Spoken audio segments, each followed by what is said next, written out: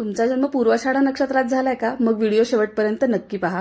तर नमस्कार मंडळी, मी सुप्रिया. 15 दिवसाच्या एका मोठ्या ब्रेक नंतर नक्षत्र वृक्ष रांगोळी सिरीजच्या 20व्या भागामध्ये मी तुम्हा सर्वांचं खूप स्वागत करते.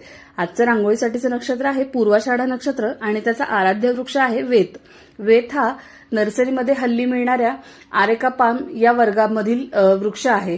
तर वेत ही लवचिक, मजबूत आणि टिकाऊ वनस्पती म्हणून ओळखली जाते. याच्या लांब वाकणाऱ्या काड्यांचा उपयोग पारंपरिक काळापासून टोपल्या, चटया, फर्निचर किंवा विविध हस्तकलेच्या वस्तू बनवण्यासाठी केला जातो. वेताची खासियत म्हणजे वाकलं तरी सहज तुटत नाही, म्हणूनच तो लवचिक आणि परिस्थितीशी जुळवून घेणारा प्रतीक मानला जातो. पारंपरिक आयुर्वेदामध्ये वेताच्या संदर्भांचे काही आयुर्वेदिक महत्वही सांगितले जाते, पण हे त्याच्या प्रजातीवरती अवलंबून असते. तर पूर्वाषाढा नक्षत्रामध्ये जन्म झालेल्या व्यक्ती कशा असतात ते आता आपण पाहूया. आत्मविश्वासू, अतिउत्साही असतात. स्वतःचे मत ठामपणे मांडण्याची क्षमता यांच्यामध्ये असते. आव्हाने कितीही आली तरी हार न मानता प्रयत्न करत राहतात. नवीन गोष्टी शिकण्याची, स्वतःची ओळख निर्माण करण्याची वृत्ती यांच्यामध्ये दिसून येते. नेतृत्व गुण आणि लोकांना प्रभावित करण्याची क्षमता असल्याचेही मानले जाते.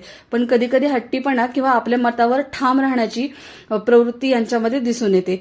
यातला वेतासारखी लवचिकता, पण परिस्थितीशी कितीही बदलली तरीही न तुटता पुन्हा उभं राहण्याची ताकद, हा पूर्वाषाढा नक्षत्राशी जोडलेला खूप सुंदर भाव इथे आपल्याला दिसून येतो. तर तुम्हाला तुमच्यामध्ये हे गुण आढळतात का?